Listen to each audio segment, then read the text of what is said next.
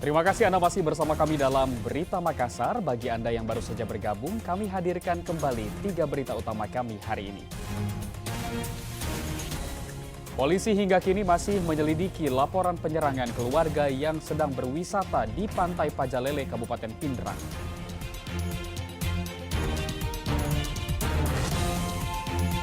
Dokter spesialis yang melayani transfusi darah di Sulawesi Selatan memastikan kantong darah selalu tersedia bagi pasien.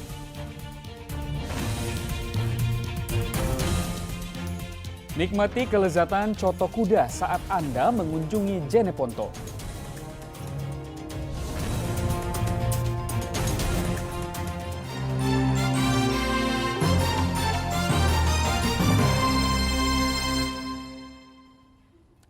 Jika Anda berkunjung ke Kabupaten Jeneponto, tidak ada salahnya mencicipi coto kuda khas Jeneponto. Tidak hanya sedap di lidah, coto kuda dipercaya juga bisa menyembuhkan penyakit tetanus.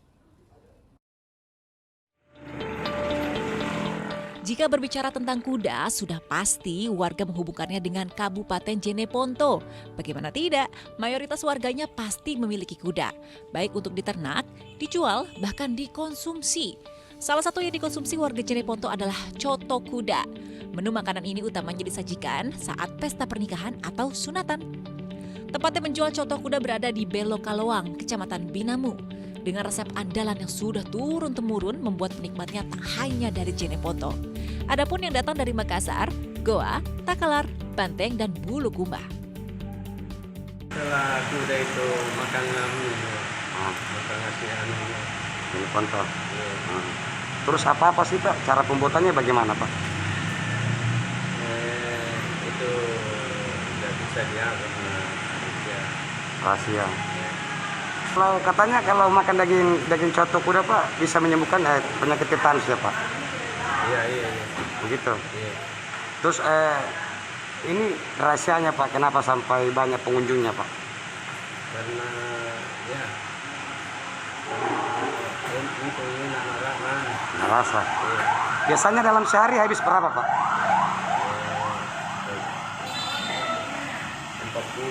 40. Sajian coto kuda Mas Dartutu ini berisi daging, usus, paru, dan hati yang diiris-iris.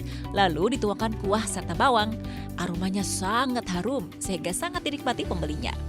Untuk harganya cukup terjangkau, hanya Rp20.000 per mangkuknya. Jika ingin dilengkapi ketupat, tinggal menambah Rp2.000 saja.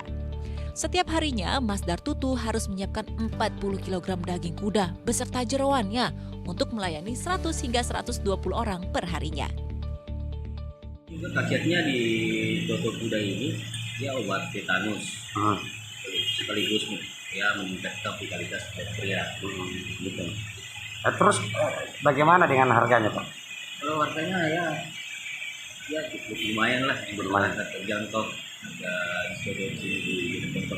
Tapi memang coto kuda di Jeneponto ini Pak, makanan khasnya Jeneponto ya Pak? Ya, kalau di Jeneponto itu coto kuda itu sudah termasuk makanan khas Jeneponto. Terus bagaimana Pak rasanya ini coto?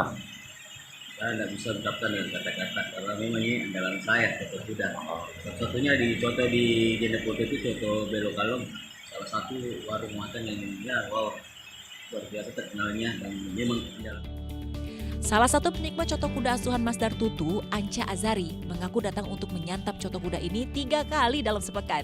Kebanyakan penikmat coto kuda percaya makanan ini mempunyai khasiat penambah vitalitas pria dan bisa menyembuhkan penyakit tetanus. Zaiduddin melaporkan dari Kabupaten Jeneponto.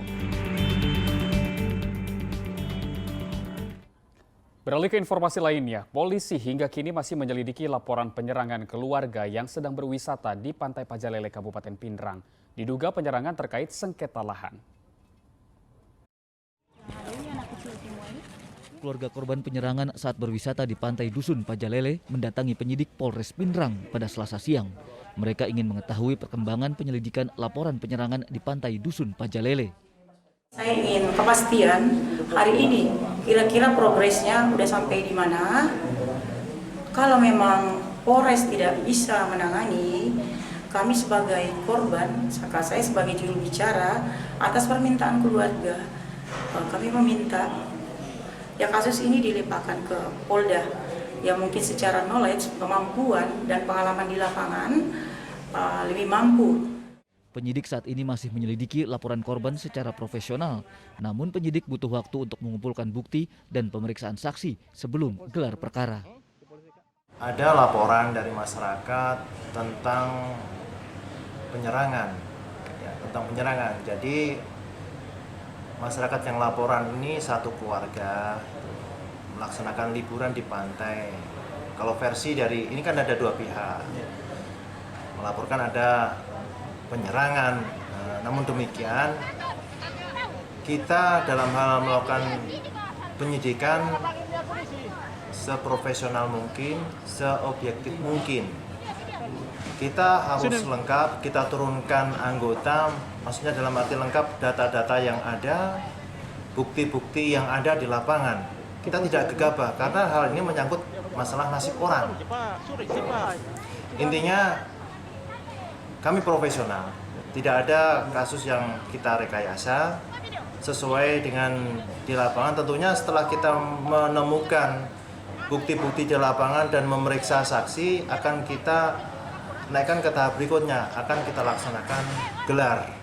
Dalam hal gelar ini kita akan menentukan siapa saksi, siapa tersangka. Dari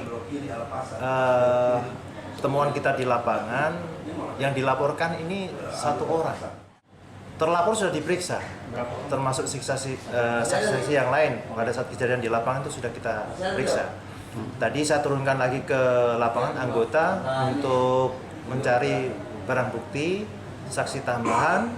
Setelah kita laksanakan penambahan barang bukti ataupun saksi, selanjutnya akan kita lakukan tahapan gelar perkara. Kedua belah pihak ini bersengketa, permasalahan awal masalah sengketa lahan.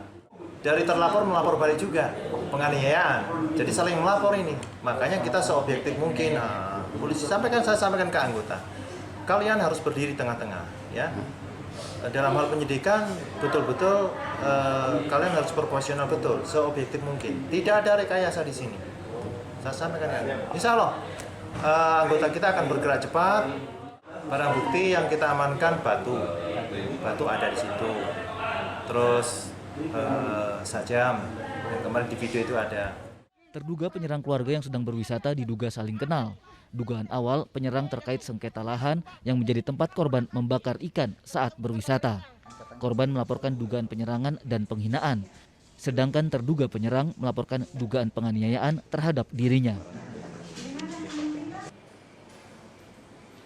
Suwardi Gatang melaporkan dari Kabupaten Pinrang. Dan informasi tadi mengakhiri jumpa kita dalam Berita Makassar hari ini. Atas nama rekan kerja yang bertugas, saya Doni Hermatra mengucapkan terima kasih atas kebersamaan Anda. Selamat beraktivitas dan sampai jumpa.